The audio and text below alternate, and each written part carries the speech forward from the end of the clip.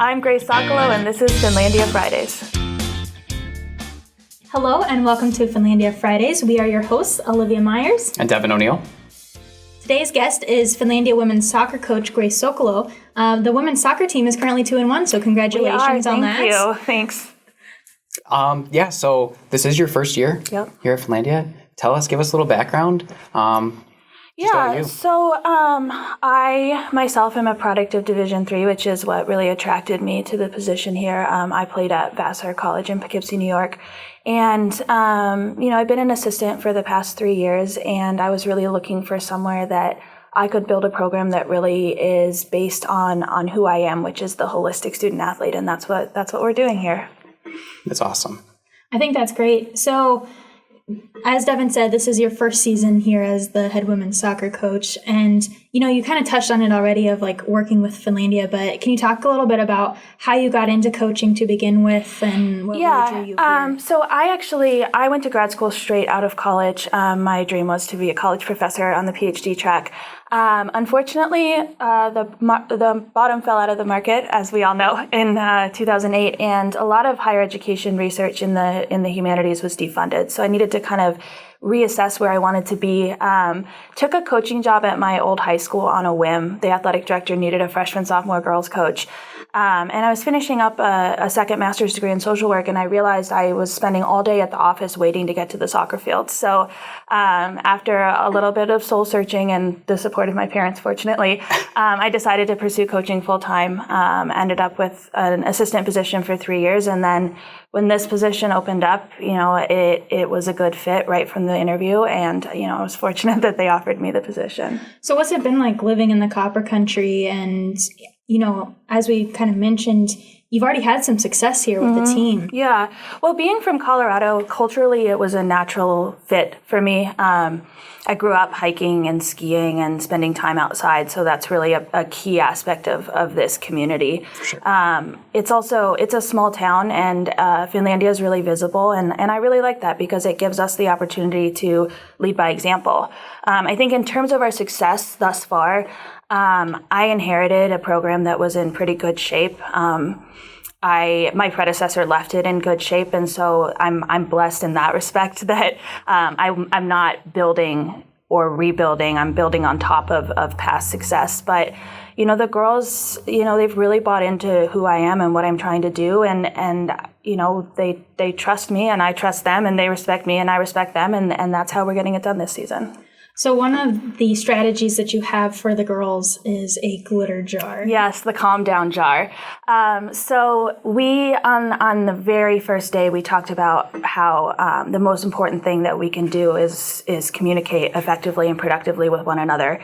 And we acknowledge the fact that sometimes in games we get a little upset with one another when we make mistakes. And so we have the calm down jar, which you shake it up and the glitter goes everywhere, and then we wait for it to settle. And if you still want to say what you were going to say when the glitter settles, you can say it. But for the most part, we think twice about it and we don't say those things. I think the connection between you and the student athletes is super important. Right. Can you talk a little bit about the philosophy of you and your student athletes? Yeah, I think first and foremost, anything that they're going through, I've been there, or I've had a friend or a teammate who's been there. I ask them to put their whole lives out there for me, and we can handle things as they come up.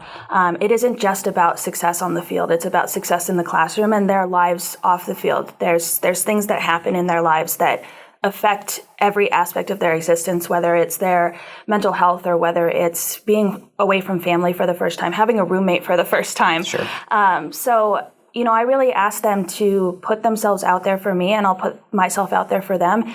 And I don't think there's a problem that comes up that we can't solve if we talk about it. And I know that you kind of have a really strict policy on your grades and making sure that they're keeping up with them. Yeah, so I ask each of my players to strive for a 3.0, and I put some measures in place to help them achieve that. My team, all of my freshmen wake up and check in with me at 8 o'clock, so we get them up, we get them moving. I encourage them to treat school like an 8 to 4 job. We have practice at 4:30. Get everything you need to get done for the next day done between 8 and 4. That way, after practice and after dinner, you can be working on schoolwork, but nothing is due.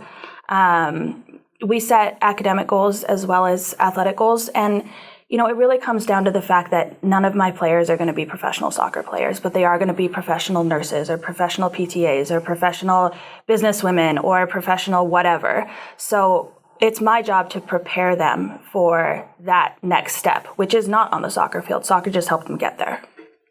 I think that that's great. And I also wanted to give you a chance to talk about your upcoming events this weekend and tonight and tomorrow. And there's something kind of different about these events in that they're part of the Play with Pride. Yeah, so our coaches organization, United Soccer Coaches, started this Play with Pride initiative, just recognizing the diversity that exists, not just in women's soccer, but in athletics and in our society. And what we do is we recognize that there is diversity in gender identities and sex identities and sexualities, and we embrace that on our team.